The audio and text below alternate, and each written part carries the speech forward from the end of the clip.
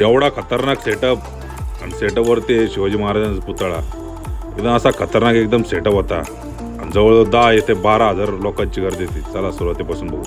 आपली धन्नो काढली आणि आम्ही चाललो शिर्डीच्या दिशेने. आज शिर्डीला इव्हेंट होता. शिर्डीमध्ये 3 जण होतो. मध्ये रस्त्यामध्ये आम्ही आसलामला घेतले. तसे आम्ही टोटल 4 जण निघालो 4 व्हीलरमध्ये. गाडीमध्ये पेट्रोल भरलं आणि पॉईंटला पोहोचलो. ग्राउंडवर मोठं सिक्युरिटीला त्यांचे पॉईंट दिले. त्यानंतर आम्ही बाउन्सरबरोबर एक व्हिडिओ बनवला. सिक्युरिटीचे त्यांचे पॉईंट लावून एकदम मोठे एकदम भव्य दिव्य अशी पार्किंग, जवळ 7-8 एकरमध्ये पार्किंग होती. त्यानंतर आम्ही मध्ये गेलो. एकदम भव्य दिव्य असा सेटअप होता. त्यानंतर एंट्रन्स पण एकदम खतरनाक असा बनवलेला होता. एंट्रीला करताच साईबाबांची मूर्ती होती आणि विठ्ठल रुक्मिणीचं मूर्ती होती. त्यांचं दर्शन घेतलं ना आतमध्ये निघालो. आतमध्ये एकदम भव्य दिव्य एकदम खुर्च्यांची व्यवस्था आणि त्या शेजारी जेवणाची व्यवस्था खूप अशी जबरदस्त होती. त्यानंतर काय थोड्या वेळात 2 बाउन्सर आम्ही तिथं उभा केले एंट्रीला आणि त्याचनंतर लोक यायला चालू झाले आणि मेन एंट्रीला 2 बाउन्सर उभा केले.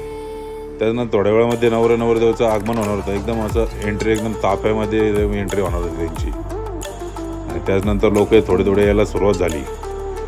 एकदम तुम्ही बघू शकता एकदम भव्य एकदम असा सेटअप बनवलेला होता. फुल अशी एकदम गर्दी.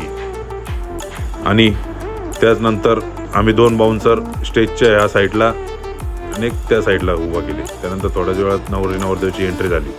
त्यांना आम्ही स्टेजपाशी घेऊन गेलो.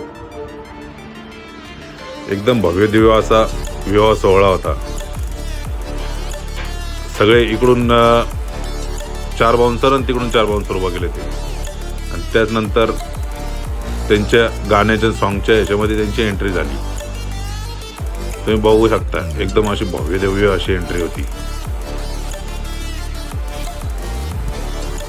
बाउन्सर आम्ही हळूहळू रस्ता करत होतो त्यांना पुढे जाण्यासाठी.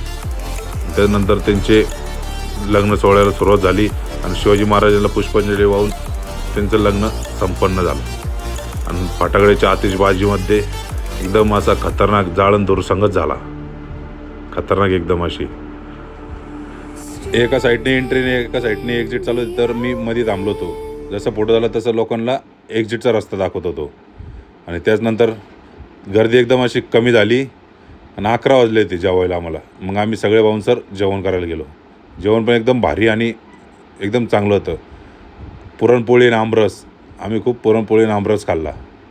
आणि त्याचनंतर स्टेजवर बोलून आमच्या दीपक भाऊचा सत्कार केला. म्हणून आम्ही खाली येऊन परत दीपक भाऊचा सत्कार केला. एकदम भारी असा इव्हेंट झाला. आणि त्याचनंतर आम्ही सगळ्या बाउन्सरबरोबर फोटो काढलेत. आणि त्याचनंतर सगळ्या बाउन्सरला टाटा बाय बाय करून त्यांना बोललो तुम्ही मोटरसायकलवर आले तुम्ही सावकाश जा. आणि आम्ही पण त्यांच्या मागं निघालो. धन्यवाद. Thank you so much. आबा मुस्तबा आंध्रात दिसत पण नव्हता तरी आम्ही त्याला टाटा केला, निघालो. धन्यवाद.